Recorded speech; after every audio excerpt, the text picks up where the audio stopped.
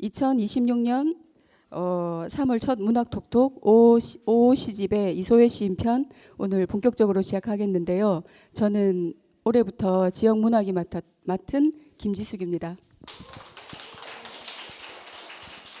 네, 본격적으로 행사하기에 앞서서 우리 회장님 말씀 듣겠습니다.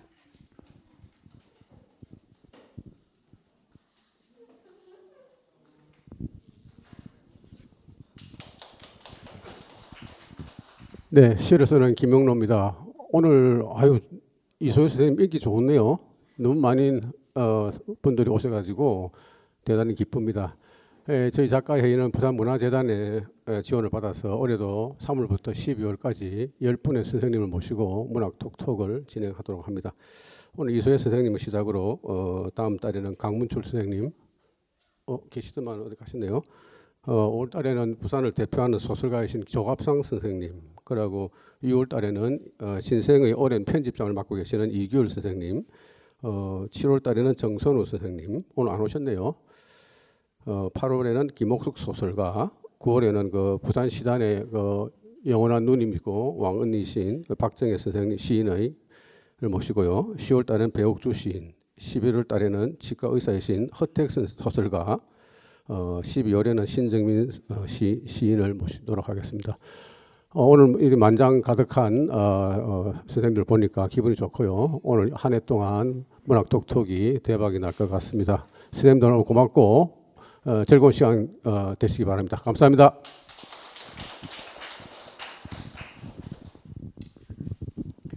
네, 우리들의 느낌 그 자체를 소중히 여기고 또 그것을 나누는 우리 한 사람 한 사람이 예술의 주체이자 아름다움을 사랑하는 영혼의 전사임을 감각해 볼 수 있는 시간이 될 것 같습니다. 그러면 본격적으로 진행할 건데요. 우리 그 행사 진행하실 담당자분들은 단상으로 올라와서 자리를 배석해 주십시오. 오늘 26년 3월 첫 문화톡톡에 토론과 진행을 맡아주실 분은 김미령 시인이십니다. 그리고 시민대담의 자리를 빛내주실 분은 무한독서회의 이수경 선생님, 송우정 선생님입니다. 이수경 선생님은 철학 박사의 평론도 하고 계시고 또 송우정님은 시인이기도 하셔가지고 이번 무한독서회와 특히 함께하는 3월 톡톡은 그야말로 많은 이야기들이 풍요롭게 오가리라 기대됩니다. 자, 그러면 우리 미령 선생님께 마이크를 넘기겠습니다.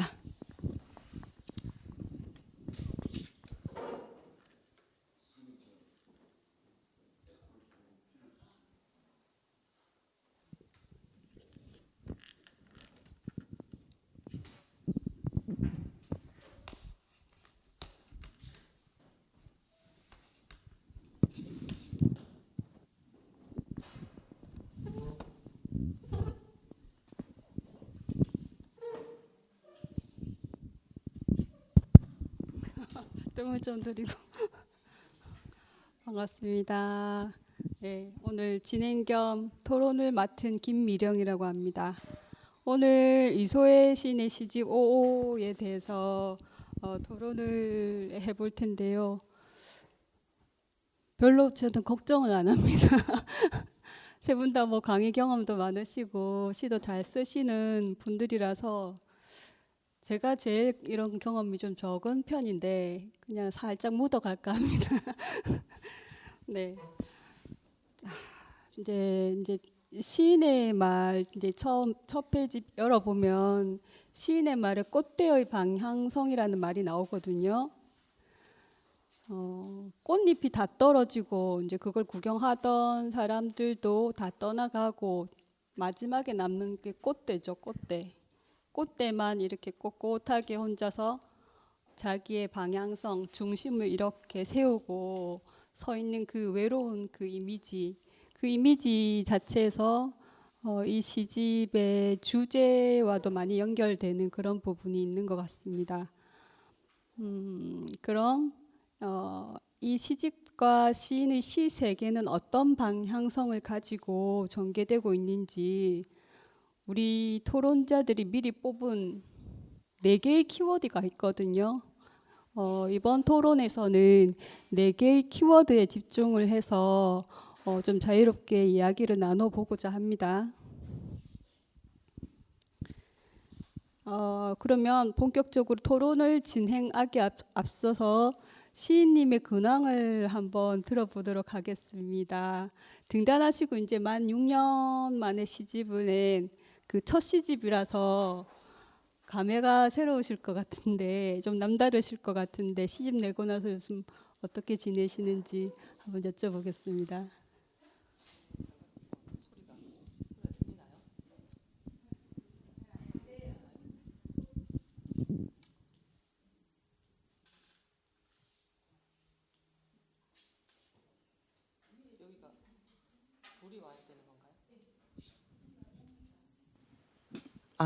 됐습니다. 네, 반갑습니다. 이소회입니다.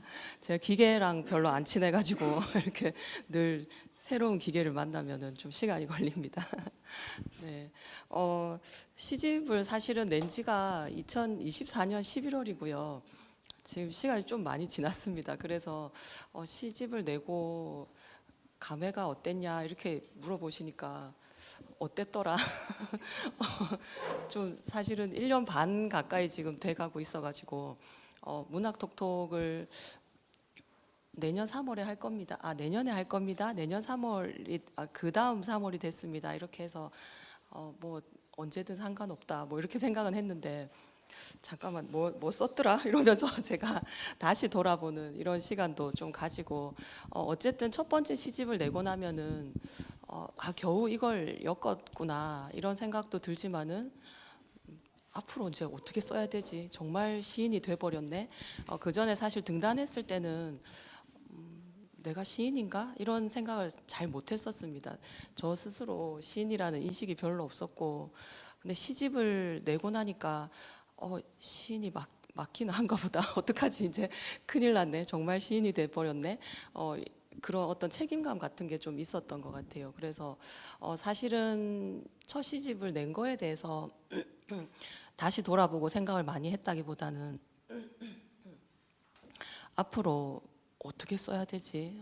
다시 첫 시집이랑 어떻게 달라져야 되지? 어떻게 더 성장해야 되지? 네, 이런 생각을 좀 했던 것 같습니다. 죄송합니다. 오늘 막 수업을 막 내리 하다가 와가지고 목이 좀 잠깁니다. 네, 뭐 어쨌든 계속 열심히 써야 될 것 같은데 그래도 첫 시집을 내고 나면은 좀 그래도 놀아야 되지 않나 이런 생각도 했었는데 뭐 감사하게 또 이번에 신생에 특집이 있어가지고 놀지 마라 이런 뜻으로 받아들이고 네 계속 썼습니다. 그런데 좀 달라졌는지 어쨌는지 그건 저도 잘 모르겠습니다. 근데 열심히 해야 되지 않을까 이런 생각은 하고 있습니다. 네, 감사합니다. 박수는 안 치셔도 될 것 같은데. 원래 이제 첫 시집 내고 시집 낼 때마다 원래 좀 슬럼프가 한 1년 정도는 다들 오더라고요. 근데 뭐 어쨌든 신생 덕분에 계속 이어서 쓸 수 있었다는 말씀이신 것 같고,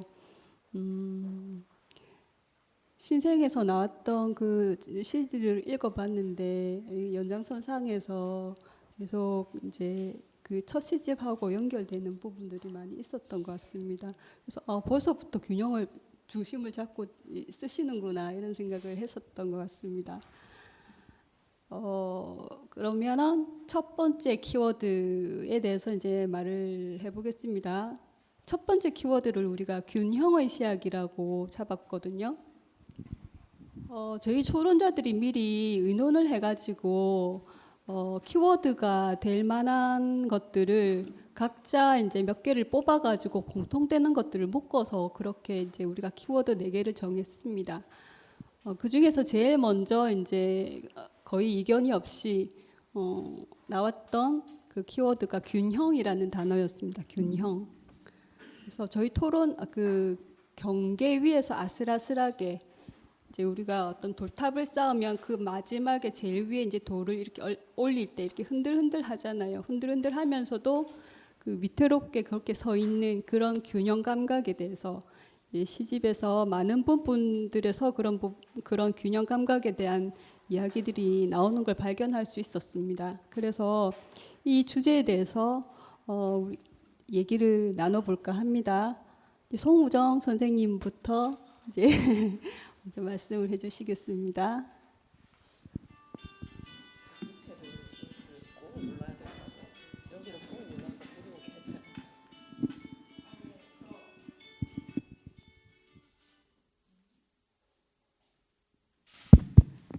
예. 반갑습니다. 제가 그 이소혜 시인님을 미리 조금 몇 번 뵌 적이 있어가지고 되게 좋은 인상으로 남아 있었는데 이번에 이 시집을 읽으면서 이소혜 선생님답다 이런 생각을 하면서 읽었습니다. 산문이나 에세이는 화자가 한 사람이라서 독자들이 헷갈리지 않고 쭉 읽을 수가 있는데요. 시는 화자가 누가 되든 관계가 없으니까 하나의 이미지로 여러 화자를 불러올 수 있다는 점이 시를 쓰거나 읽는 재미라고 생각을 합니다. 저는 제일 처음 나오는 눈뜬 돌이라는 시에서 돌탑에 올라간 작은 돌이 비를 맞아서 새까만 눈동자처럼 보였고 새가 날아와서 돌을 깨우는 그 장면을 읽으면서 출탁동시라는 그 단어를 떠올렸습니다. 아마 시인이 노아둥글로 보이는 작은 돌이 딱새를 만나서 눈을 뜨게 되는 어떤 찰나적 순간은 어떤 실론처럼 저에게는 느껴졌거든요. 근데 그 시에서 균형이라는 단어가 딱 나오니까 이 시인님의 입장에서 생각하면 균형에 따른 또 다른 우주적인 이야기를 한 것이다 이런 생각이 들었습니다. 그리고 민들레이 바깥이라는 시에서도 씨앗이 바람을 타고 바깥으로 훅 날아가는 걸 보면서 다음 생을 본 것이라는 그 안까받기라는 균형 그리고 생태에 대한 평소의 인식이 이런 문장을 만들어내지 않았나 싶고요. 이 두 편의 시 말고도 물구나무 새 호흡법 온보드에서 신이 사용하신 화자는 균형이었다고 생각이 듭니다. 이건 어쩌면 이 시집에서 이 시인님께서 의도적으로 사용하신 페르소나가 아니었는가 그런 생각이 들었고요. 그래서 저는 사실 그 뒤에 살짝 기대되는 것이 있었습니다. 다음 시집에서는 이 시인님이 어떤 화자를 불러오시고 싶으실까? 자꾸 그 뒤에 또 다른 화자를 시인이 숨겨놓고 있을 것 같은 이야기를 생각이 들었거든요. 예를 들면 민들레의 다음 생이 불려 나왔는데 그 민들레가 디아스포라의 삶을 살아가는 이야기라든지 아니면 힘든 민들레가 자신의 손금을 바라보는 그런 이야기라든지 눈은 뜬 돌이 바라본 생의 모습들 이런 것들이 참 궁금하기도 하고 해서 또 시인님 이야기를 참 잘 만드시니까 그 뒤를 또 이어서 어떤 또 화자를 불러내실 수 있을 거다 이런 생각이 들었거든요. 그래서 질문은 균형이나 생명, 생태 그 이후에 시인님의 손을 통해서 불려놓을 또 다른 자아나 화자가 있다면 어떤 게 될까 여쭤보고 싶습니다.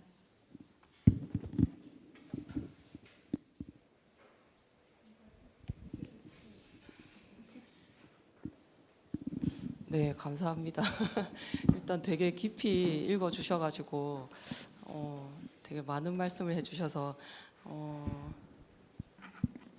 화자, 네, 이번에 신생 대담하면서도 그런 얘기를 했는데 시를 쓰면서 좋은 점은 다양한 저를 좀 발견할 수 있는 것 같아요. 다양한 상황에 저를 좀 놓아둘 수도 있고 그래서 사실은 이런 모습들이 내 안에 있었구나 이런 걸 발견하는 시간들이 좀 많습니다. 그러다 보니까 이 많은 것들이 또 나를 이루고 있구나 이런 생각을 첫 시집 엮으면서 굉장히 많이 했거든요. 첫 시집을 엮은 소감이 어떠냐 이렇게 물어보면은 누군가 또 물어봐 주시면은 늘 먼저 하는 말은 이게 저 혼자 한 게 아닌 것 같아요. 이런 말을 사실은 제일 많이 했습니다. 그냥 출판사가 도와주고 읽어주고 이런 해설자가 써주고 이런 차원을 넘어서서 혼자서는 할 수 없는 그게 내 안에 있는 누군가이기도 하지만은 정말 타자들하고 함께 만들었구나 이런 생각을 되게 많이 했거든요. 그래서 별것 아닌 시집이지만은 이 안에 굉장히 많은 게 들어있구나 하는 게 저는 제일 저에게는 그게 기념비적이지 않나 이런 생각이 좀 들었고 그러면서 계속 시를 쓴다면 조금 더 많은 나를 발견할 수 있겠고 조금 더 많은 타자를 또 알아갈 수 있겠구나. 그런 생각은 계속 하고 있는 것 같아요. 그래서 시를 쓰다 보면은 타자 이야기를 하지만은 또 그게 내 안에 있는 타자 안에 있는 나 이런 얘기를 하게 되는 것 같고 그게 커지면은 뭐 생태까지 또 얘기를 하고 있는 것 같습니다. 사물이나 생태, 뭐 비인간 전체로 사실은 생각을 좀 계속 하게 되는 것 같아요. 네, 그런 차원이 있고 그 사이에서 늘 자꾸 실패합니다.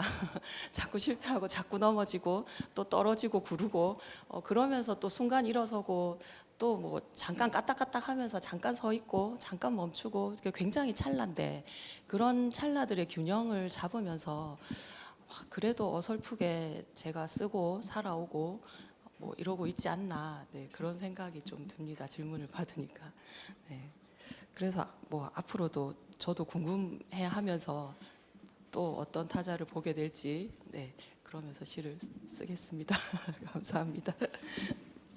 이수경 쌤 이어서 해주시죠. 안녕하세요. 저는 문화사랑 백년어 대표를 맡고 있고요. 저희는 이제 그 안에 여러한 독서회가 한 열 몇 개가 있는데 그 안에 저희 시집 읽기 반이 있습니다. 예, 그 안에서 이제 저희가 작년에 저하고 이제 송우정 선생님하고 나와서 김도우 선생님의 시 문학 톡톡을 했던 경험이 있는데 3월 달에는 사실은 제가 너무 바빠가지고 바쁜 데다가 또 제가 얼마 전에 이게 50대인데 백내장 수술을 해서 사실은 책을 한 달 동안 거의 못 보고 있었거든요. 그런데 이제 이소혜 선생님 맡으실 분이 없다 이래가지고 제가 어쩔 수 없이 이소혜 선생님이라서 맡았습니다. 왜냐하면 이소혜 선생님은 저희 오랫동안 백년어 개간지 주간을 하셨고 또 백년어를 위해서 정말 그 먼 곳에서 그죠 거의 자주 이제 백년어에 몸담아가지고 저희가 백년어 개간지가 이제 성장하는데 한 몫을 하신 분이라 가지고 제가 맡게 되었는데. 이소혜 선생님 그때 제가 11월인가 24년 11월에 이 시집을 제가 보니까 여기 사인이 되어 있으시더라고요. 근데 그때 받고는 저는 이렇게 한 번에 후루룩 읽고 이런 시가 있구나 이렇게 넘어갔었는데 이번에 이제 하루에 하나씩 이제 좀 시를 아침에 그 소리 내어서 좀 읽어보면서 이소혜 선생님의 시의 방향이 이제 눈에 이렇게 선하게 이제 그려지는 거예요.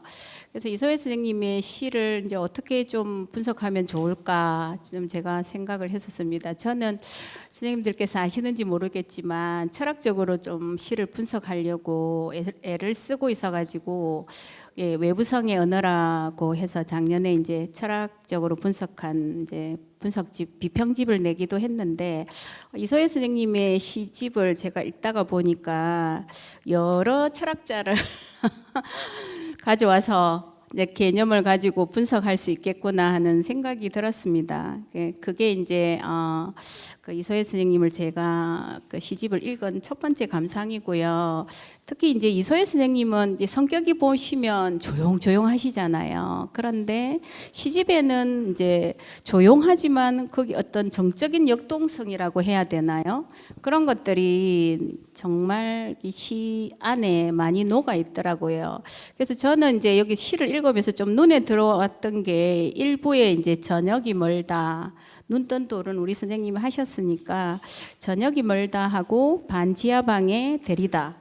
그다음에 이제 그다음 2부에 이제 뭐 2부에는 또 뭐 율가라든지 선생님 첫 번째 시라든지 그다음 또 3부에 수야리 시 그다음에 또 4부에는 좀 좋은 시가 저는 눈에 좀 더 많이 띄었는데 아무래도 4부에 선생님이 말하고자 하는 시가 좀 많이 들어있는 것 같더라고요. 그래서 저는 이제 토끼가 사라진 정원인가 그 시를 보고 또 깜짝 놀랐습니다. 우화소설 같기도 하고 시를 이렇게 적어도 되나 하는 의문점이 약간 든 시이기도 합니다. 솔직한 심정으로.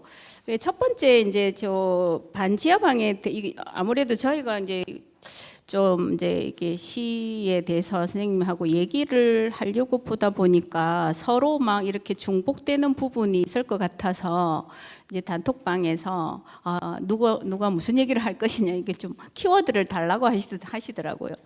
저는 사실 이런 거 되게 싫어하거든요. 작년에 그래갖고 김도우 선생님 시도 뭐 선생님 뭐 질문하실 거예요 뭐 물어보시길래 저도 잘 모르겠습니다 선생님. 저도 해놓고 자꾸 바꾸니까 그래서 정말 단상에 올라와서 질문을 드렸거든요.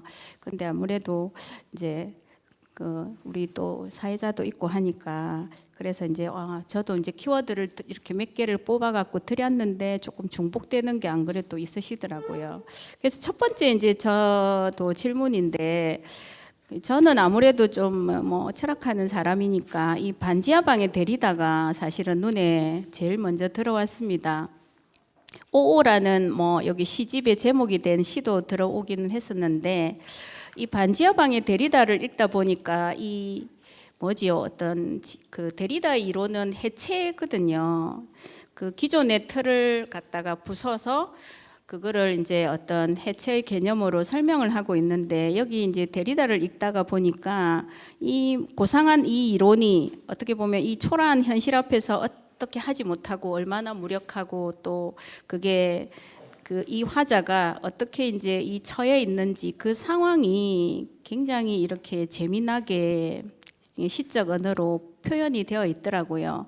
특히 이제 이 데리다를 갖다가 반지하방에다가 갖다 놓고 본인은 이제 어떻게 보면은 이제 그죠 화자라고 해야 되겠죠. 공간의 대비가 반지하방하고 지상, 뭐 우리가 사는 뭐 옥탑이라든지 뭐 아파트 이런 것들하고도 대비가 되는 것 같고요.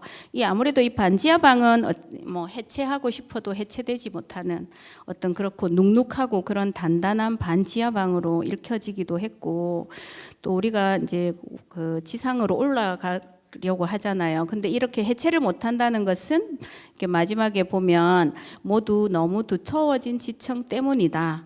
견고해진 발밑 때문이다. 결국 읽지 못한 반지하방의 대리다뿐이 때문이다. 이렇게 어떻게 보면 화자의 어떤 자조적인 고백이라든지 이런 것들이 이제 좀 눈에 띄게 제한테는 보였는데 이게 제목을 이렇게 조금 그 반지하방으로 데리다를 데리고 온 이유도 한번 물어보고 싶고요. 또 저도 글을 쓰다 보면 이렇게 좀 어떤 그 자조적인 부분도 또 들어가기도 하지만 그 또 뭐 공부를 하는 사람으로서 어떤 좀 막히는 부분이라든지 또 어떻게 보면 좀 힘든 부분들을 이제 어떻게 이제 내 삶에서 풀어낼까 하는 부분이 좀 많이 부딪히기도 하거든요. 선생님은 그래서 어떻게 좀 그런 부분을 아무래도 시를 쓰시면서 해소를 하시겠지만 그래도 어떤 시적인 어떤 그 사유를 어떻게 좀 녹여내려고 하시는지가 좀 궁금했습니다. 길어서 죄송합니다. 소개를 안 시켜주시고 바로 본론으로 하시라 그래가지고 제가 소개를 한다고 조금 늦었습니다. 네. 지금 백년어 책을 또 계속 내고 계셔가지고 너무 훌륭한 일들을 또 계속 해주고 계십니다. 눈도 안 좋으신데 이번에 해주신다고 해가지고 너무 감사했고요. 그래서 눈을 챙기면서 하십시오. 계속. 질문 내용을 뭐 따로 받은 건 없는데 뭐 키워드 중심으로 하자 이렇게 해서 이제 키워드 뭐 이런 시로 질문할 것 같다 이렇게 몇 가지를 얘기를 해주셨어요.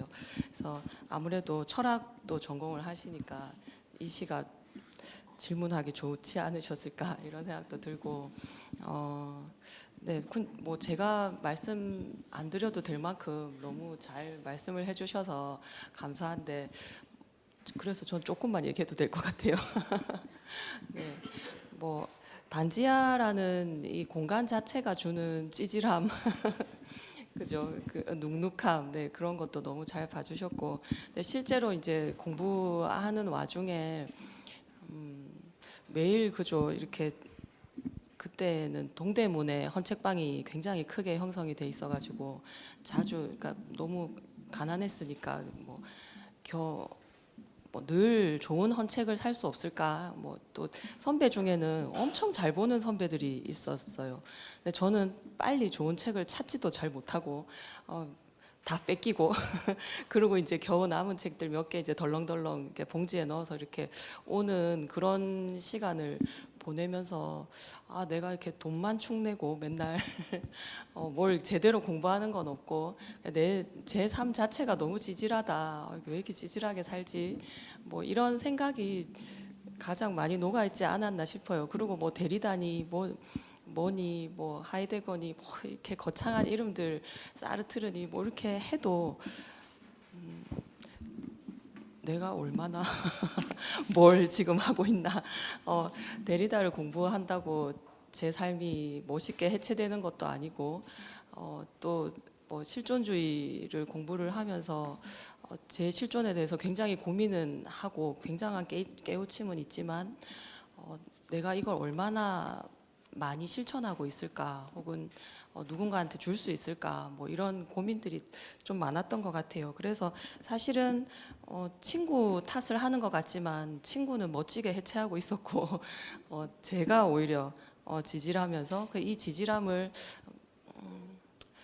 뭐 그렇게 깊이 있는 지식도 아닌 것을 쌓아가면서 이렇게 삶을 멋지게 해체하지 못하고 그냥 견고함만 만들고 있지는 않은가.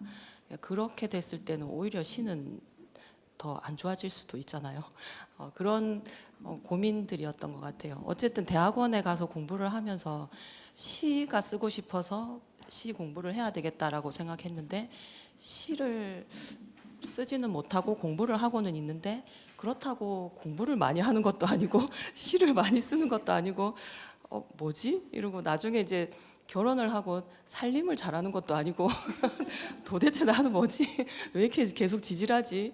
네, 그런 고민이 좀 응축된 게 아닐까 이런 생각이 좀 듭니다. 네, 제 지질함을 폭로하는 네. 네. 감사합니다. 어쨌든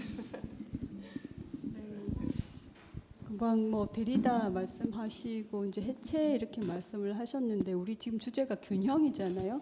균형과 사실 해체는 반대 거의 개념인 것 같은데 어쨌든 선생님이 시들이 대부분 이제 해체라기보다는 어쨌든 불균형한 상태 그런 상태에서 안정지향성, 균형지향성으로 가는 시들을 제가 조금 많이 발견을 했던 것 같아요. 그런 것도 사실 중요하지만 그보다 더 중요한 것은 그 균형과 불균형 사이에서 그 흔들리는 그 경계 사이에서 흔들리는 거, 그 물리적인 흔들림이든 심리적인 흔들림이든 그런 흔들림이라는 운동성 그거를 선생님이 많이 저는 주목했다고 보거든요. 그래서 그 온보드라는 시에서 보면은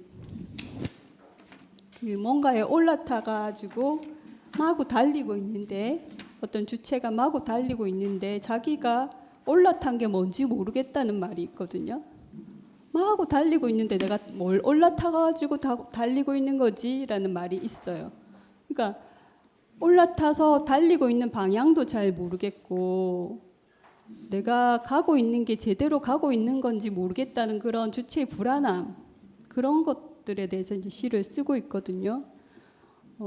그래서 이제 선생님이 이제 뭐 안정지향, 균형지향으로 가는 시들을 많이 쓰시기는 하지만 그보다 더 중요한 것이 저는 그 경계에서의 흔들림이라고 봤습니다. 그래서 그랬을 때 실제 생활에서 선생님은 어떤 균형 감각을 가지고 계시는지 지금도 아직 이 시에서처럼 이렇게 마구 이제 불안하고 흔들리는 그런 느낌을 늘 가지고 계신지 강의도 하시고 이제 일상생활 하시면서 시를 쓰시는데 어떻게 균형 감각을 가지고 시를 쓰시는지 그런 게 조금 묻고 싶습니다. 어려운 질문입니다. 사실은 여전히 흔들리고 있고, 네, 온보드를 잘 봐주셨고, 지금도 그런 상태고, 앞으로도 그렇지 않을까 이런 생각은 듭니다. 뭐 다들 여러 가지 페르소나를 가지고 계시겠지만은 여기서 짠 저기서 짠 이렇게 빠르게 전환은 잘 안 되더라고요. 그래서 저는 또 굉장히 느린 사람이거든요. 저를 아시는 분은 아시겠지만은 느려서 이 균형 잡는데도 시간이 걸리고 이 시를 쓸 때만 해도 심지어는 제가 신발에도 올라타고 있지 않나 이런 생각을 우리가 버스를 타면은 막 균형을 잡아야 되잖아요. 배도 그렇고 그래서 배는 더 하겠죠. 이제 이 출렁거림에서 이게 이제 인도 철학에서 들었는데 강연을 듣다가 들은 말인데 살아있는 균형이라는 말을 들었거든요.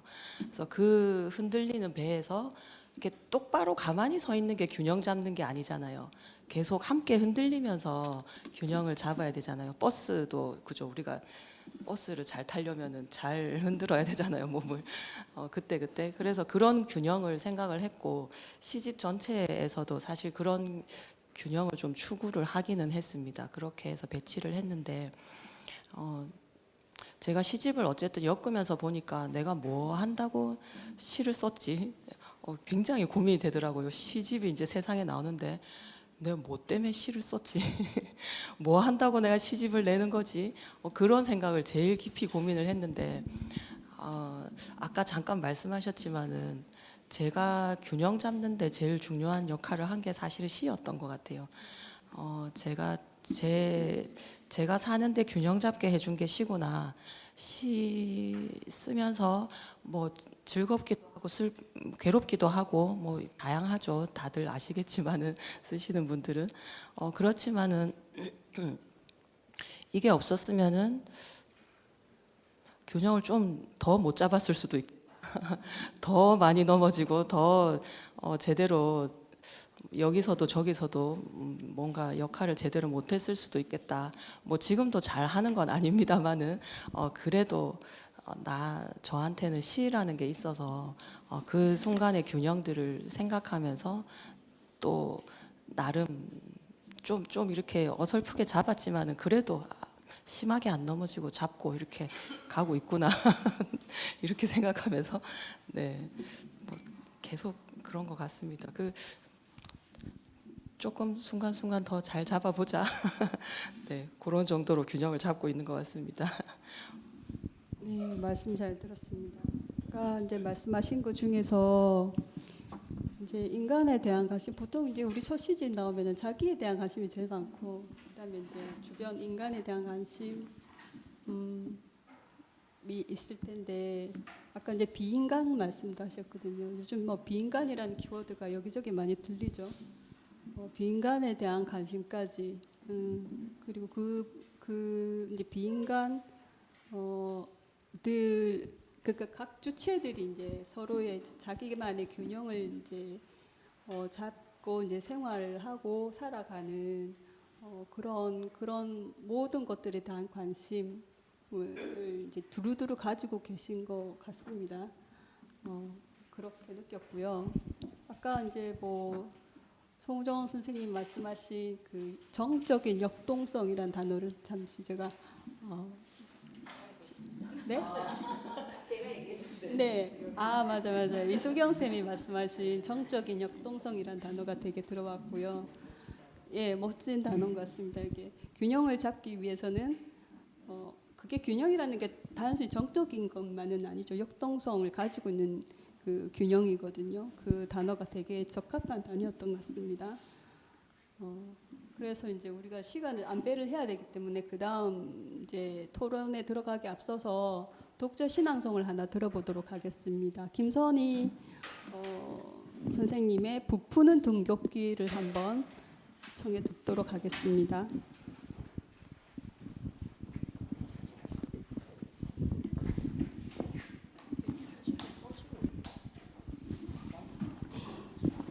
네, 반갑습니다. 저는 모안독서에서 공부하는 김선희입니다. 제가 이 시집을 이제 낭독을 해라고 해서 여러 차례 읽었는데 제가 선택한 시는 사진처럼 한 장면이 딱 보이는 게 아니라 동영상처럼 이렇게 쭉 가는 것이었어요. 그리고 시절이 지금 3월에서 딱 시작하는 시였고 시의 끝에 동영상은 끝나지만 저 뒤까지가 머릿속에 그려지는 그런 시였습니다. 제가 낭독은 좀 어설프겠지만 스님들 머릿속으로 그 장면을 한번 생각해 보셨으면 하는 마음으로 읽겠습니다. 51쪽입니다. 51쪽. 부푸는 등굣길, 느티나무 아래 아이가 지나간다. 꽃샘 바람에 느티나무 부지런히 흔들리며 색을 길어 올리고 빨간 가방을 맨 1학년 아이 혼자 타박타박 학교에 간다.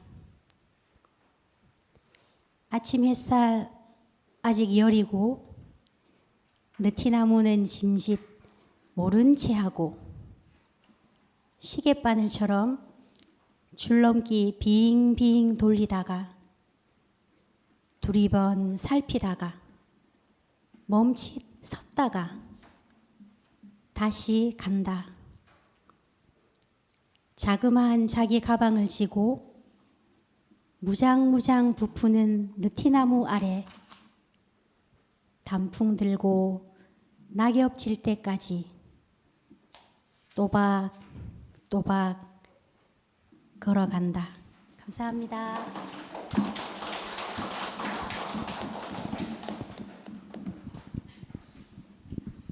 네, 지금 계절에 잘 어울리는 그 좋은 낭송 잘 들었습니다. 이번에 이제 두 번째 키워드에 대해서 이제 얘기해 보겠습니다. 두 번째 키워드 제목을 생명의 그물망이라고 저희들이 뽑았습니다. 그 시인의 시에 보면은 양배추, 씨앗, 그 구근, 그 꽃봉오리, 알밤, 그 어떤 이미지들이 어떻습니까? 다들 좀 둥글둥글하고 작고 웅크리고 있는 어떤 것들 그런 형태들이 떠오르시죠. 그런 작고 이렇게 뭉쳐진 둥글둥글한 어떤 그런 생명체들이 많이 나옵니다. 그래서 또 그 생명체의 특징이 이렇게 웅크리고 있기 때문에 안에 수많은 주름 같은 것들을 갖고 있죠. 그런 특징이 있는 그런 단어들이 이 시집에 군데군데 많이 나오기 때문에 그 키워드를 뭉쳐서 이제 생명의 그물망이라고 했습니다. 이 주제에 대해서는 뭐 이수경 쌤부터 먼저 얘기를 해주시겠습니다.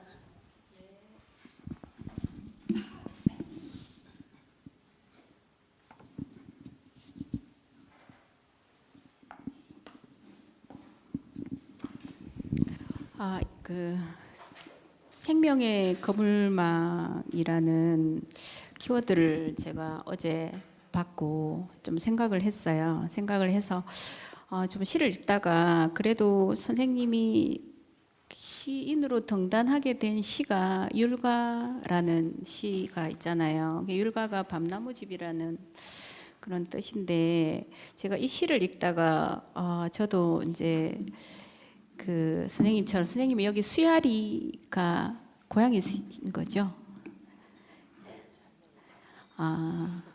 저도 10살 때까지는 시골에서 컸는데 전할이라고 아까 김선희 선생님 부푸는 등굣길 그 제가 빨간 가방 메고 학교에 갔었던 기억도 떠오르고 전할이에서 할머니 그 할아버지와 같이 함께 살았는데 여름 겨울 뭐 이런 것들이 떠오르는데 이 율가라는 이 밤도 사실은 이게 첫 19절이 이렇게 시작을 하잖아요. 갓 삶은 뜨끈한 밤을 큰 칼로 딱 갈랐을 때 거기 내가 누워 있는 줄 알고 쏘스라치게 놀랐다. 벌레가 처음 들어간 문, 언제나 처음은 쉽게 열리는 작은 시방, 작은 알, 연한 꿈처럼 함께 자랐네. 이게 딱 제 모습인 거예요. 그래서 이제 이 시를 좀 읽으면서 근데 이제 끝은 또 이렇게 좀 이게 생명의 어떤 밤은 이렇게 톡톡 바말이 톡톡 터지는 소리에선 어떻게 보면은 그게 어떤 생명의 어떤 탄생이나 이런 걸 가리키는데 끝에는 보면 또 죽음은 원래 씨앗이기 때문이다 해서 생명과 죽음을 이렇게 함께 여기 이 시에서도 보면 녹여내고 있으시더라고요. 그런데 어쨌든 이 우리는 어떤 삶은 죽음으로 가는 여정에 있다고 흔히들 이야기를 하는데 이런 게 그 우리 이소혜 선생님은 보니까 이렇게 죽음의 어떤 적막함 속에서도 바말이 터지는 어떤 찰나의 순간이라든지 이런 소리를 가지고 시를 좀 이것도 어떻게 보면 좀 이렇게 역동성 있게 표현을 하셨더라고요. 그 다음에 이게 여기도 보면 그 시도 보면 이게 달콤한 마지막에 보면 달콤한 나의 집 차오른 허공이 다시 밥으로 채워질 때 이렇게 밑에 그 밑에 보면 죽음 알밤처럼 완성이 된다 이렇게 이제 또 19절을 끝내기도 하셨는데 여기도 보면 어떻게 보면은 이렇게 슬픔에 함몰되지도 않지만 또 억지로 또 거기에 어떤 기뻐하지도 않는 그런 또 팽팽한 긴장이라 해야 되나요?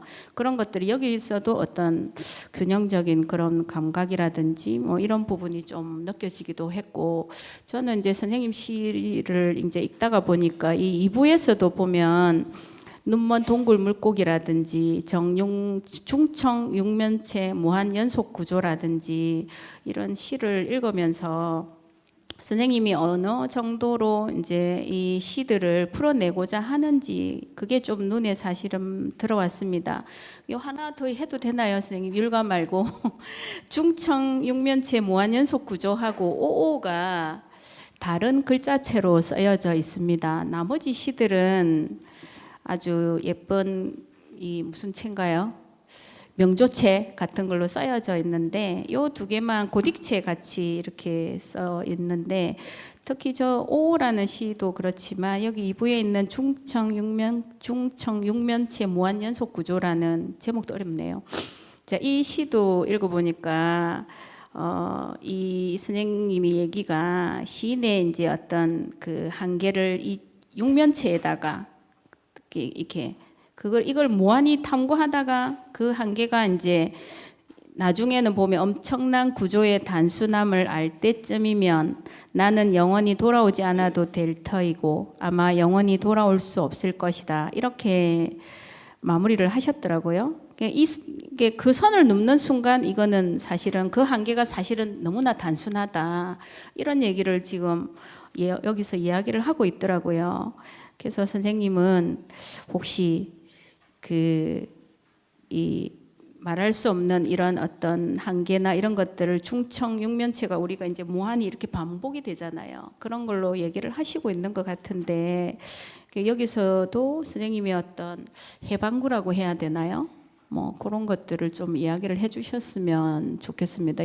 그 다음에 요 시는 어떻게 해서 이렇게 제가 신생은 어제 왔던데 읽어보지는 못했는데 거기에 이 시에 대한 이야기가 있는지 모르겠지만 요 두 개를 왜 글자체를 이렇게 바꾸셨는지도 독자들도 궁금하실 것 같아가지고 여쭤봅니다. 네, 우리 서유 선생님께서 웃고 계신데 똑같은 질문을 해주셔가지고 네 신생에도 답을 하기는 했습니다. 근데 다들 궁금해하시는 것 같아요. 그 부분이 아무래도 이 시 두 편만 이렇게 달라서 그렇죠. 그래서 말씀을 드리는 게 좋을 것 같고 뭐 중층 육면체 무한연속 구조는 사실은 시 전체를 육면체로 만들고 싶었어요. 지금 두 페이지에 걸쳐서 조금 감이 덜 올 수도 있는데 이거를 A4지에 제가 처음에 쓸 때는 이 시 전체도 정육면체다. 그리고 글자 하나하나도 정육면체다. 이렇게 생각을 하고 썼고 그렇게 봐주셨으면 하는 생각이었습니다. 그래서 사실은 출판사에서 이 약물이 지금 짙은 네모인데 요게 아니고 약간 상자 같은 모양이거든요. 제가 처음에 썼을 때는. 그래서 이거를 그때 작가와 사회에서 발표를 했었습니다. 그때는 약물이 잘 들어갔어요. 육면체 모양으로. 육면체가 이렇게 바로도 서고 뭐 거꾸로도 서고 요런 모양을 제가 엄청 힘들게 찾았거든요. 그래서 그걸 찾고 너무 기뻤는데 이거 인디자인에서 절대 할 수 없는 약물이다. 다른 걸로 교체해야 된다. 이래서 끝까지 싸우다가 제가 져가지고 할 수 없이 요 네모가 됐고 그 육면체 모양 약물이 들어갔으면은 조금 더 이해가 쉽지 않았을까 이런 생각이 좀 들고요. 그러니까 우리 삶 전체를 그냥 제 욕심입니다만은 이거는 읽으시는 분들이 또 어떻게 읽으시느냐가 더 중요하겠죠. 근데 삶 전체가 그런 것 같다라는 생각을 했습니다. 한 사람 한 사람의 삶도 그렇고 하루하루의 삶도 그렇고 이런 것들이 이렇게 계속해서 겹쳐지고 또 무한히 펼쳐지고 이게 거대한 육면체, 거대한 삶이 아닐까. 네, 이렇게 생각을 하면서 뭐 형식도 사실은 시가 내용도 중요하지만은 형식이 할 수 있는 역할이 또 분명히 있어야 된다라는 생각을 또 늘 하기 때문에 뭐 그 물구나무새 호흡법 같은 경우도 어떻게 연배치를 해볼까 뭐 이렇게 저렇게 고민을 하고 그냥 그런 실험이라고 하기에는 좀 미약하지만은 네 그런 여러 가지 시도는 계속 좀 하게 되는 것 같아요. 그래서 오 같은 경우도 오가 몇 페이지에 있지?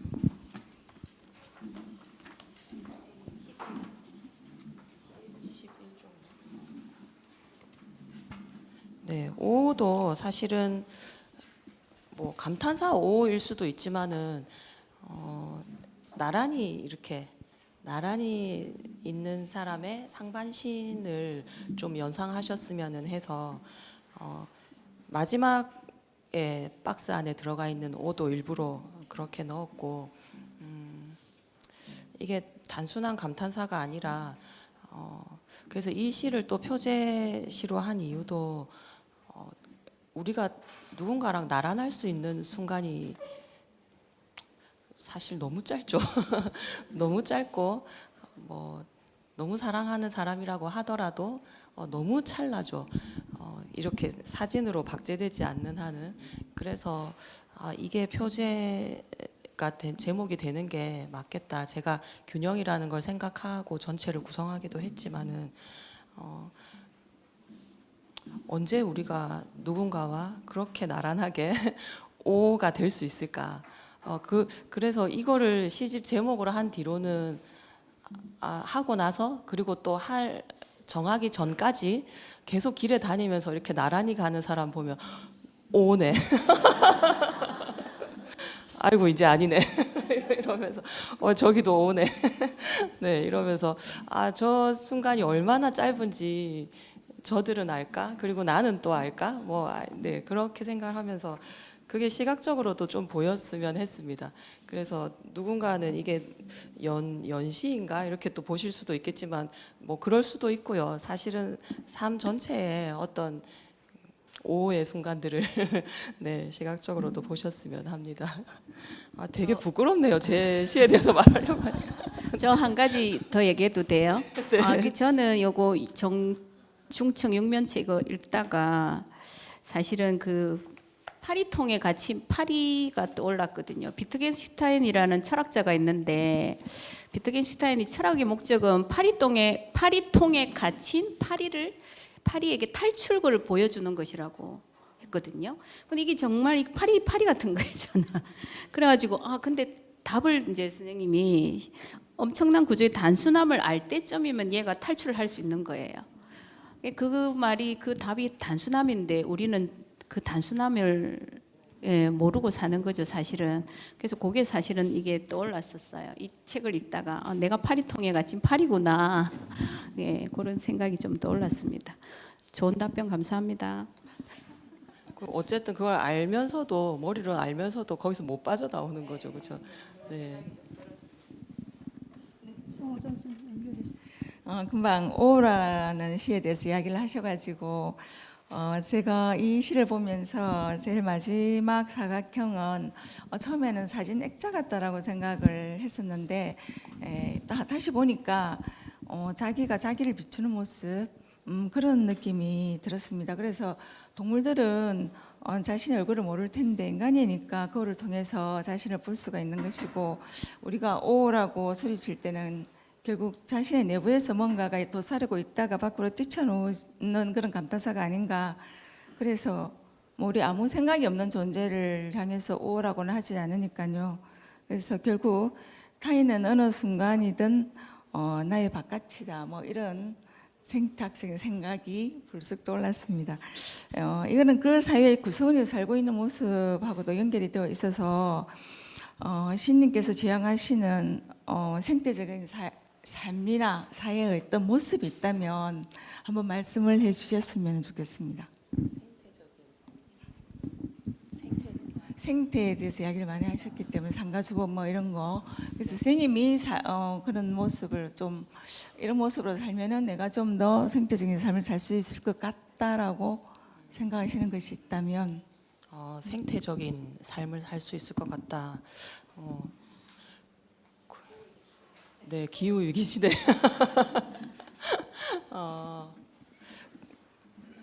그러니까 시인들이 대부분 그러시겠지만은 굉장히 사소한 것들, 또 잊혀진 것들, 버려진 것들을 보시는 분들이시잖아요.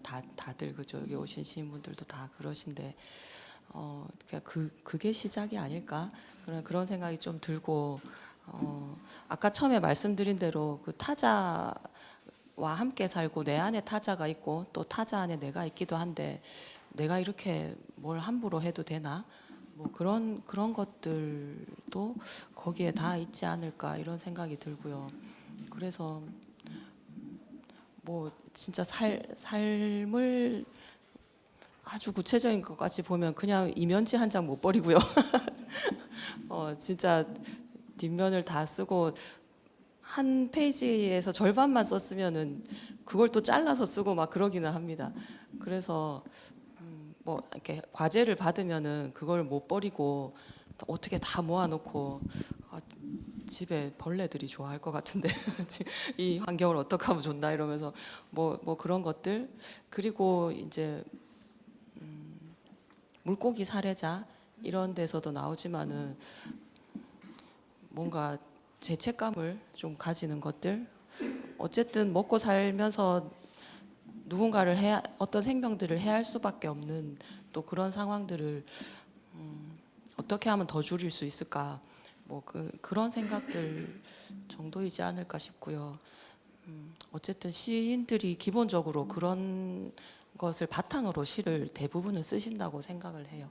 그래서 뭐 시를 쓴다는 게 어느 정도는 거기에 다 있지 않을까, 생태적 관점에.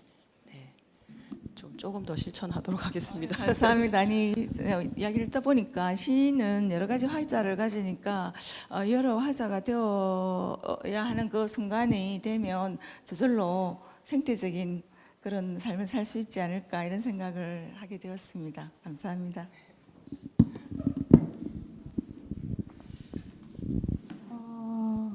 네, 이제 우리 주제가 생명의 그물망인데 이제 아까 이제 이수경 선생님이 말씀하신 그 예로 들으신 중층 육면체 무한구조라는 시도 그런 구조도 사실 구멍이 되게 많고 그죠 또 되게 어떤 같은 모양 계속 반복되고 막 이런 형태죠. 그런 형태들이 생명의 어떤 그런 구근 같은 것들하고도 좀 비슷한 측면이 많이 있다고 보거든요. 안에 우리가 알 수 없는 그 양배추 같은 거를 예로 들면 안에 주름이 많잖아요. 그게 얼핏 보면 규칙적인 것 같은데 되게 불규칙적이기도 하고 그게 이제 뭔가를 은폐하듯이 이렇게 감싸고 있지만 그게 밖으로 나가는 통로가 되기도 하고 여러 가지 양가적인 그런 측면들이 있는데 그런 성격들을 이제 또 가지고 있는 것 같아요. 그래서 이제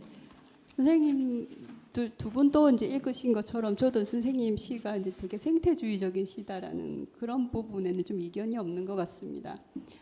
그 생태주의 저기 이제 시라고 할 때 이제 많이 쓰는 단어들이 이제 뭐 균형, 그물망, 주름, 구멍 이런 단어들인데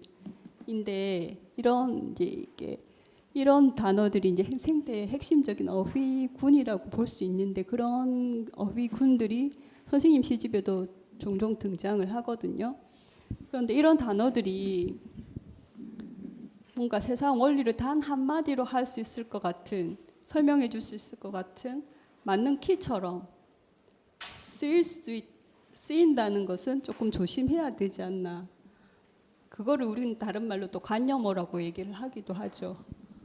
그런 관념어를 이제 쓰는 선생님도 쓰고 계시지만, 근데 한편으로는 어떤 시에도 보면은 그런 관념에 지배되지 않아야 되겠다라는 어떤 경계하는 모습도 사실은 보여요. 그래서 그 한 예로 저녁이 멀다라는 시에 보면 양배추를 써는데 계속 썰어 가다 보면 뭔가 제가 양배추를 알고 싶다라면 그 계속 썰어 가다 보면 중심으로 갈수록 내가 그 본질을 꿰뚫을 것 같은데 가면 갈수록 본질에서 오히려 멀어지고 막 썰고 남은 그 양배추는 이렇게 부엌의 폭탄처럼 이렇게 폭탄 맞은 것처럼 이렇게 부득하다는 거죠. 그 표현을 가지고 이제 리얼리티는 멀어졌다라고 이렇게 말씀을 하셨거든요. 저는 근데 그 시가 되게 이제 인상적으로 들려가지고 그래서 이 시가 이제 선생님의 약간 시론처럼 느껴지기도 하는 시 쓰기에 대한 어떤 메타시로 읽혔거든요. 그 시가. 그래서 이제 분명히 시는 그러니까 좀 리얼리즘에 대해서 어떤 선생님이 생각을 갖고 계신데 관념으로 빠지지 말아야 되겠다라는 저는 그렇게 읽었는데 선생님이 어떤 의도로 이 시를 쓰셨는지 선생님이 생각하시는 리얼리티는 무엇인지 한번 듣고 싶습니다. 오늘 질문들이 굉장히 어렵네요.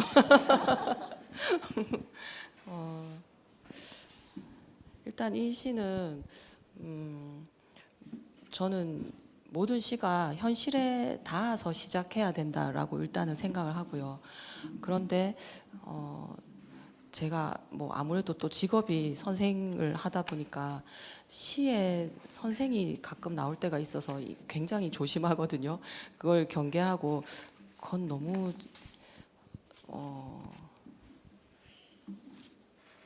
그 김수영이 뭐라 그랬죠? 속물, 고지식한 속물이다 이렇게 얘기를 해서 제가 되게 그 말을 아프게 나 조심해야 된다.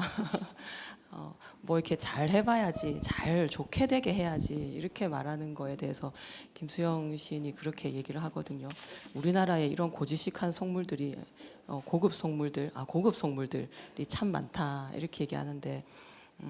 잘못하면 그럴 수 있다라는 것에 대한 경계 그리고 사실은 아까 생태하고도 관계가 되는데 이제 오만한 인간 이거를 얼마나 경계해야 할까 그렇게 하더라도 우리가 늘 오만한 자리에 있게 되고 또 제가 그럴 수도 있고 그래서 늘 그런 거는 좀 고민을 하고 있습니다.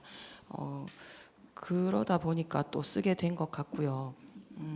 사실 이 시를 쓸 때 그 존 쿠시의 엘리자베스 코스텔로라는 그 책을 읽다가 리얼리티란 뭘까? 진짜 리얼리즘은 뭐지?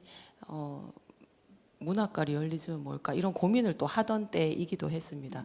그래서 관념이 어떻게 하면 삶과 닿을 수 있을까? 그리고 관념이 삶으로부터 도망가는 관념이 되지 않게 하려면 또 어떻게 해야 될까? 그냥 그런 고민들을 좀 했던 것 같아요. 그리고 양배추를 계속해서 파헤치면서 그 본질로 다가가는 것만큼 사실은 양배추의 환경도 너무 중요하다라는 거를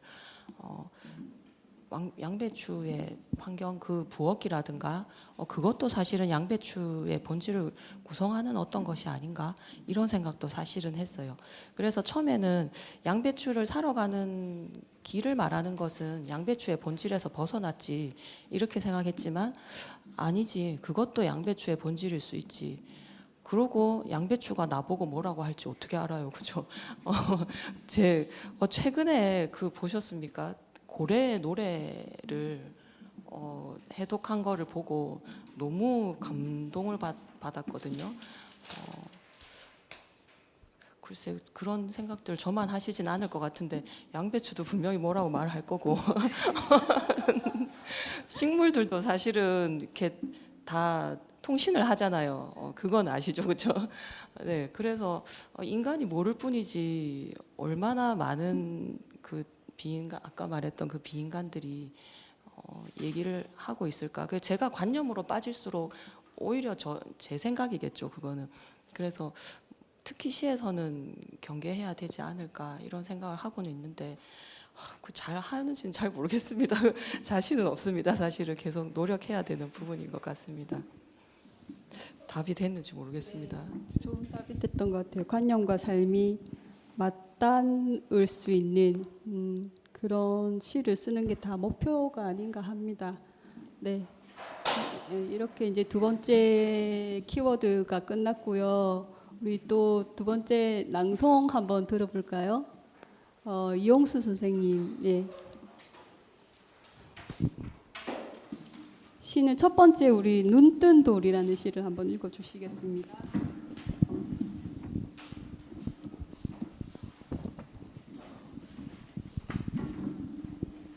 반갑습니다. 저 이용수라고 합니다.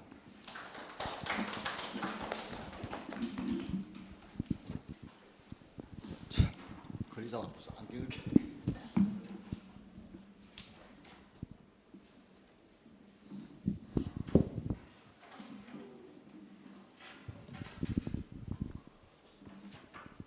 제가 저 낭독하고 싶은 시는 이 시집 첫 시 눈뜬 돌입니다. 눈뜬 돌. 뭐 시를 낭독을 선택한 이유도 이야기하고 낭독을 하라고 해서 그 이유를 또 말씀을 좀 드려야 되는데 이 시에 걸려 넘어졌습니다. 그래서 이 시를 한참을 봤는데 일단 이렇게 옆으로 놓으면 시행들의 끝이 곡선을 이루고 있죠, 그죠? 곡선을 이루고 있고 이 곡선은 무엇 때문일까라고 생각이 좀 들었고 그리고 시행들 사이가 간격을 띄우고 있습니다. 그래서 이것도 왜 이렇게 했을까 하는 궁금증 때문에 좀 오래 붙들고 있었는데 그래서 뭐 저 이 시집 전체를 읽지를 못했습니다. 제가 여기에 너무 많이 걸려 있어 갖고 그래서 이제 시집을 이렇게 보니까 이게 오청석탑이 아닌가 하는 생각이 들었습니다. 그 오청석탑이 아닌가 하는 생각이 들고 난 다음에는 이 시집이 뭐 좀 제 나름대로 좀 제대로 읽혔고 그리고 많은 부분에서 수긍을 하게 되었습니다. 기단부에 이제 첫 행이 아마 기단부일 것 같은데 기단부에 그 비를 깔아놓은 것도 아주 마음에 들고 그래서 이제 시인의 저는 뭐 절에 가면 오청석탑을 잘 보도 안 하고 그리고 본다 하더라도 한번 쓱 보고 말아버리는데 그래서 뭐 저는 뭐 시를 못 쓰는 것 같습니다만은 이렇게 기단부부터 천천히 봐 올라가니까 시인이 구축하고자 했던 세계가 뭔가 하는 느낌이 조금은 들었습니다. 그래서 이게 비가 오는데 시인이 오청석탑을 찬찬히 밑에서부터 이렇게 봐 올라가는 모습을 낭독해서 드러내줘야 하는데 제가 목소리가 별로 안 좋아서 그게 나올지는 모르겠습니다. 그 시인의 오청석탑을 바라보는 그 시선에서 느껴지는 간결함 그리고 숭고함 그리고 엄정함 그런 것들이 낭독에 나와줘야 되는데 대신 해줄 사람이 있으면 참 좋겠는데 제가 그런 거를 해낼 수 있을지 모르겠습니다만은 뭐 나름대로 한번 해보겠습니다. 그 제 목소리가 나쁘더라도 시인은 그렇게 본다 생각하시고 시인의 시선에 따라서 이 시집을 한번 봐주셨으면 참 감사하겠습니다. 낭독하겠습니다. 눈 뜬 돌, 어제로부터 오는 비, 절집 텐마루 세상 경계에 앉다. 손탄물이 오랜 내일로 서다. 아슬한 균형 살아있는 꼭대기 하나 까닥까닥 방금 새로 놓인 돌. 작은 심장 노란 깃털 비를 입고 앉은 낙새. 감사합니다.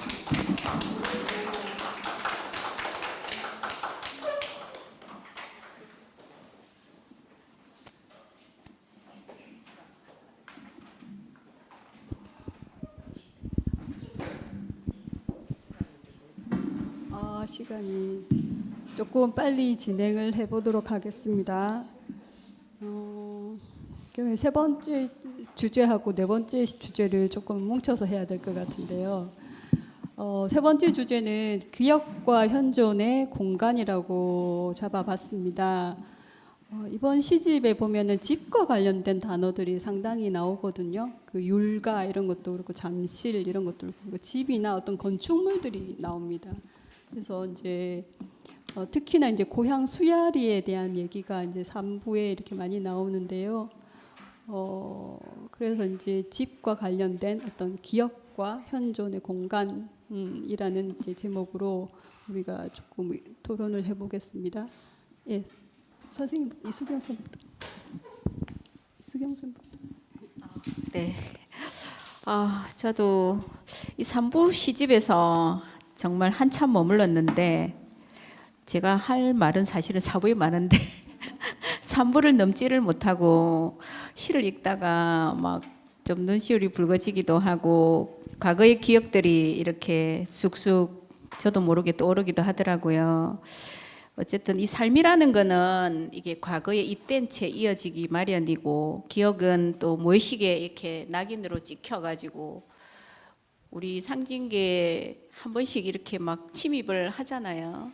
그런 기억들이 이 3부의 시들을 읽으면서 저도 문득문득 떠올라가지고 조금 당황스럽기도 하고 어떤 때는 또 좋기도 하고 했었는데 이게 첫 시 부푸는 아까 우리 선생님 읽어주신 부푸는 등굣길부터 수야리, 여름집, 겨울집, 뭐 사력 이런 시들이 우리의 어떤 기억을 지금 내가 살고 있는 이 공간에 다시 불러내고 있다 하는 좀 생각이 들었습니다.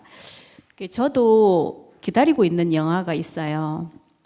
제가 그 비평가 협회에 이제 그 있는데 거기 이제 한 번씩 메일이 오는데 얼마 전에 그 비평가 협회에서 혹평이란다.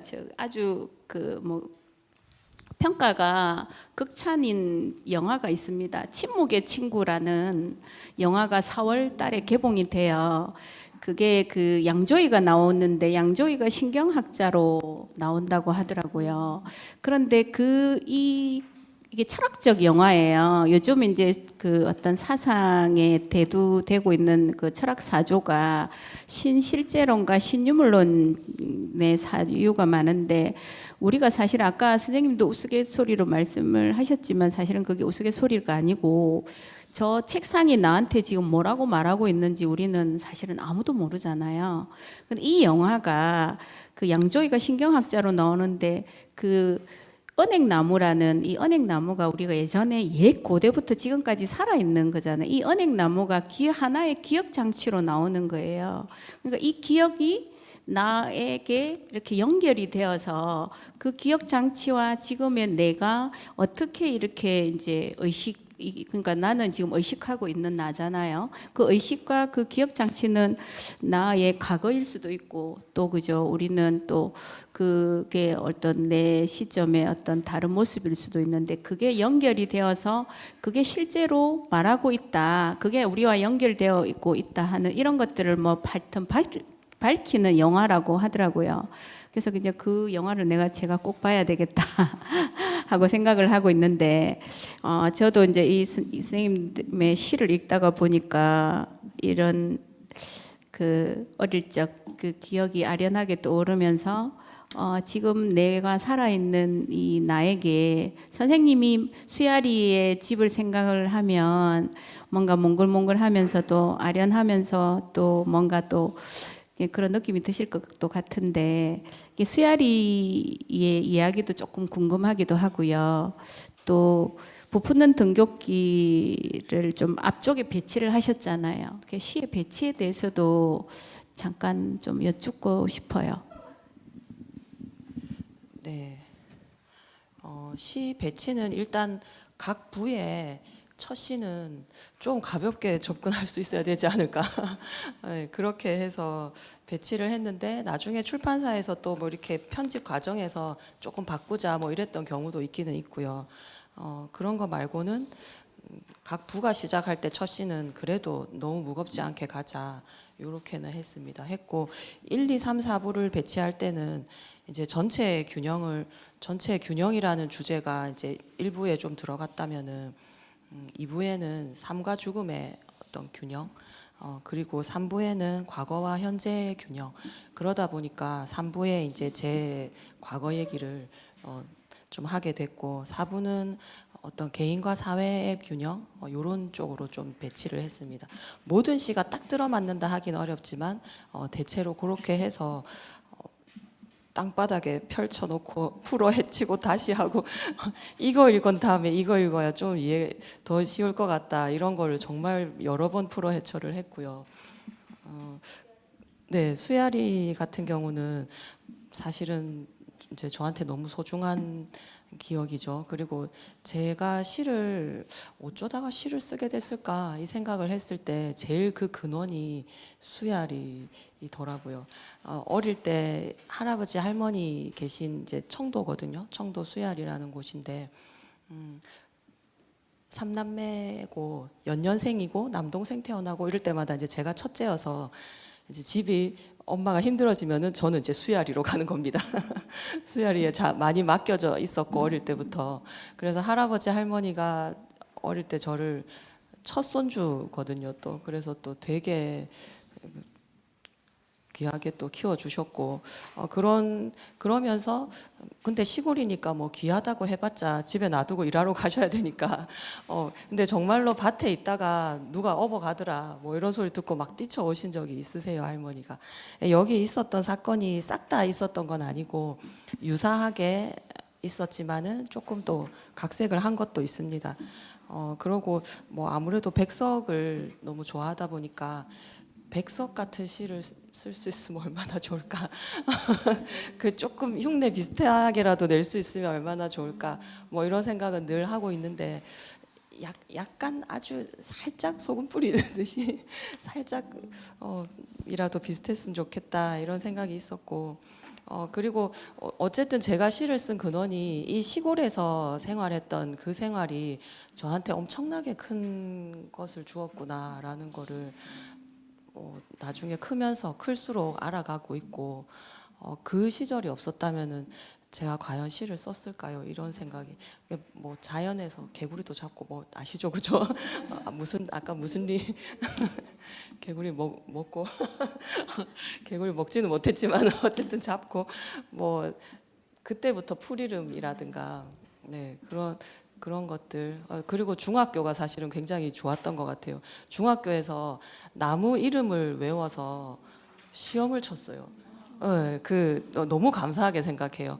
나뭇잎만 이렇게 문제를 내요. 그러니까 1년에 한 번씩 그런 행사를 했는데 나뭇잎을 쭉 놔두고 그 이름 맞추는 네. 그거 꽤 잘했어요. 그래서 매일 그 시기가 되면은 학교 이렇게 교정을 돌아다니면서 막 나무 보고 이름 외우고 이랬거든요. 그래서 이렇게 자연이랑 가까이 접했던 게 가장 근원이겠다라는 생각을 해서 수야 시간이 다 된 것 같아요. 그렇죠? 예, 수야리 얘기도 저도 이제 겹치는 게 있고 선생님도 겹치는 송윤 선생님도 겹치는 게 있을 것 같아서 그 부분은 조금 줄이고 꼭 하고 싶었던 이 시집의 시론 선생님이 시를 쓰시는 방식 이 시집 말하는 방식에 대해서 한 가지씩만 얘기를 하고 마무리를 하는 걸로 하겠습니다. 예, 제가 사실 선생님 그 시집 읽으면서 이 삼부가 참 중심축이다 생각은 사실을 했었거든요. 그리고 또 신생시 이번에 보니까 인터뷰 내용에서 너무 캄캄한 검은 달에 대한 이야기, 검은 밤에 대한 이야기, 그래서 어두운 속에서 실제계를 약간 느꼈다, 뭐 이런 느낌, 이런 이야기들이 있어가지고 거기에 대해서 한번 여쭤보고 싶었는데 시간이 없어서 그냥 넘어가고요. 저는 이 시집에서 중청 육면체 무한연속 구조라는 시가 눈에 띄었는데 시각과 어떤 공간이 혼재하는 실험적인 시라는 생각이 들었습니다. 사각형이 들어가면서 의미가 훨씬 확장이 되어가지고 동서남북 사방하고 위아래 이래 6개 꽉 막힌 그 현대인의 견고한 그 아파트라든지 아니면 벽 이런 걸 되게 많이 느꼈는데 그게 전부 다 이제 일상적으로 우리가 전부 다 벽 안에 겨우 갇히지 않습니까? 결국은 그게 굉장히 와닿았습니다. 그런데 이 사각형의 구멍에서 또 한편으로 생각을 하면 어떤 소리가 나올까? 그 사각형은 하나의 구멍이라고 생각을 했을 때 사각형의 벽은 구멍이다라고 생각하면 그 안에 또 너무 많은 것이 있는 거죠. 그래서 김혜순 시인이 떠올랐는데요. 그 여성시하다라는 시론집에서 귀는 어두운 방이다, 과거의 우물이다, 구멍이다. 이 검은 구멍은 일평생 들어온 소리를 내부에 간직하고 있다. 시인이 그것을 받아 적는다. 그러나 귀 속에는 아무것도 없다. 그래서 어두움이 차 있을 뿐, 그래서 비어 있을 뿐, 그래서 깊을 뿐, 아무것도 없는 것이 말을 하게 한다. 저는 이 글이 참 좋았는데요. 아무 소리도 나지 않는 벽으로 된 어두운 사각의 구멍 속에서 벽이 내는 소리에 귀를 기울이며 앉아있는 그 시인의 모습이 떠올랐거든요. 그래서 벽에도 그 넘어가 있다는 걸 알기에 뜻한 마음을 잃지 않을 수 있다고 누군가가 이야기를 했는데 그 말도 생각이 나고요. 이 사각의 구멍에서 그 귀를 기울인 그 사각의 구멍에서 파집 주는 할머니 이야기도 나오는 것 같고 그다음에 어린 시절 이야기도 그 속에서 울려서 나오는 것 같고 해서 이것이 어쩌면 시인님의 시론이 될 수도 있을 거다 이런 생각이 들었습니다. 그래서 시인님께서 생각하는 어떤 시론이나 사각의 구멍 그 벽에 대한 이야기가 있다면 좀 말씀을 듣고 싶습니다.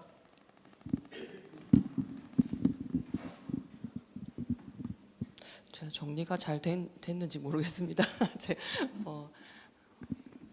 일단 좋은 말씀 너무 많이 해주셔가지고 감사하고요.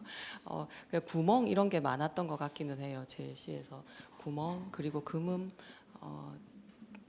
드물고 귀한 것은 캄캄하게 온다. 뭐 이런 것들 우리가 사실은 외면하는 것들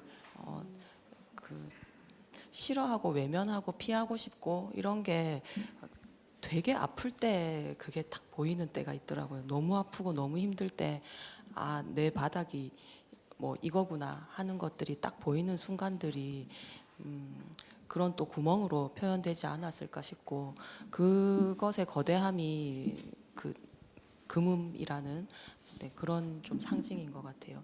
그래서 저는 금음이 근데 굉장히 많은 것을 품고 있다고 생각하거든요. 우리가 금음하면은 깜깜한 밤이라고 생각하지만은 사실은 제 이름의 회자가 금음 회자거든요. 소자는 밝은 소자, 밝을 소인데 그래서 금음 그러니까 어릴 때 정말 금음을 체험을 했는데 하신 분들은 아시겠지만은 정말 너무 놀랍거든요. 근데 커서 알았어요. 그게 너무 놀랍다는 것을. 어릴 때는 그냥 그 암흑천지가 뭔지도 몰랐는데 그게 엄청난 경험이었구나. 이걸 크면서 알게 되고 그 어둠을 얼마나 직시할 수 있을까. 사실 너무 무섭잖아요. 너무 무섭고 너무 막막하고 그런데 마지막에 조금 더 서 있어야겠다라고 얘기했던 게 역시 그 두려움 때문에 또 자주 피하게 될 수도 있지만은 이것도 순간인 것 같아요. 찰나일 수도 있고 그때 본 것들을 외면하지 말자. 그리고 오만해지지 말자 제발. 뭐 그런 게 그래도 실혼이 아직 실혼이라고 하기에는 겨우 지금 시집 하나 내고 뭐 이렇게 거창하게 말씀드릴 수는 없을 것 같고요. 지금은 뭐 그런 것 같습니다. 그런 것들을 잘 보자. 그런 찰나들을 놓치지 말고 어떻게든 당장 시로 완성되지 않더라도 어떻게든 한번 가지고 있어 보자. 네. 이렇게 얘기하면 될까요? 네, 조금 더 크면은 실혼에 대해서 말씀드릴 수 있을 것 같습니다. 아직 덜 커가지고. 네. 아직 실혼에 대해서 이제 당연히 뭐 그거는 이게 차차 이제 만들어가는 것 같아요. 끝까지 이제 시를 쓰는 동안 우리가 죽을 때까지 만들어가는 게 자기 실혼인 것 같고. 네, 그럼에도 불구하고 우리 보통 첫 시집은 자기 내적 동기나 정체성에서 비롯되는 시들이 많잖아요. 그래서 이제 첫 시집이 그런 경우가 많음에도 불구하고 선생님은 그래도 이제 그런 시뿐만 아니라 어떤 생태적 상상력에 대한 시들을 의식적으로 좀 더 쓰시고 계신 게 아닌가. 특히 사부에 그런 시들이 많이 좀 보실 때가 있는데 그런 기후 위기라든가 어떤 타자에 대한 관심 이런 것들을 보여주고 계시거든요. 근데 제가 궁금한 거는 그런 사회적 아젠다 요즘 많이 이제 얘기하고 있는 그런 이슈들에 대해서 쓸 때 그것이 자기 자신의 내적 동기나 정체성과 얼마나 가까운가 또는 얼마나 먼가 그게 그렇게 가깝지 않다고 생각하면 그런 사회적 이슈에 대해서 쓰는 거를 어떤 방식으로 쓸 수 있는가 자기 안에 녹여서 쓸 수 있는가 그런 부분에 대한 얘기를 좀 듣고 싶습니다. 네, 어쨌든 앞으로 지향해야 할 바는 조금 더 사회적 시선이 아닐까 이렇게 생각을 하고 있는데 그게 지금 말씀하신 대로 잘못 쓰다가는 저에게 밀착되어 있지 않으면서 껍데기처럼 될 수도 있을 것 같아요. 그래서 그거는 되게 조심해야 될 것 같고 그래서 제 생활 가장 가까운 곳에서 그것을 말할 수 있는 방식이 뭘까 이런 것들을 중심으로 생각하는 것 같고 그래서 미세먼지가 너무 힘들어서 정말 어떻게 하면 미세먼지 없이 살 수 있을까 어떻게 해야 이 미세먼지를 해결하나 뭐 이런 고민을 하다가 그거는 제게 직접 닥친 일이더라고요. 그런 것에서 시작을 하는 것 같아요. 그런 것에서 시작을 하고 그러니까 토끼가 사라진 정원 같은 것들도 좀 그런 사회적 얘기를 하고 싶었지만은 이걸 또 어떻게 재밌게 하면서 더 우리한테 가깝게 얘기할 수 있을까를 결국 얘기하려면은 저에서부터 시작해야 되지 않을까. 근데 그거는 계속 고민인 것 같아요. 제 얘기를 할 수밖에 없지만 시에서는 그렇지만 그게 제 얘기에 머물지 않아야 되고 더 확장되어야 한다라는 거는 계속해서 숙제인 것 같아요. 그래서 써놓고 오랫동안 점검하고 또 누구한테 보여주고 또 이래야 되지 않을까 네, 싶습니다. 이것도 답이 됐는지 모르겠습니다. 감사합니다. 네, 이제 마무리를 좀 해야 될 시간인 것 같습니다. 시집 전반적으로 이제 균형과 불균형 사이에서 흔들리면서도 중심을 잡으려고 애쓰는 자아가 느껴지는 그런 시집이었던 것 같습니다. 잠실이라는 시에서 보면은 아가 그러니 너는 이 실 끝을 잘 잡아야 한다 이런 말이 있죠. 잘 잡아야 한다. 라는 표현처럼 우리 각자가 놓치지 말아야 할 그 실 끝은 무엇일까? 라는 그런 질문을 생각을 해보게 하는 그런 시간이었던 것 같습니다. 오늘 토론자 두 분하고 신 선생님 수고하셨습니다. 예, 네. 감사합니다.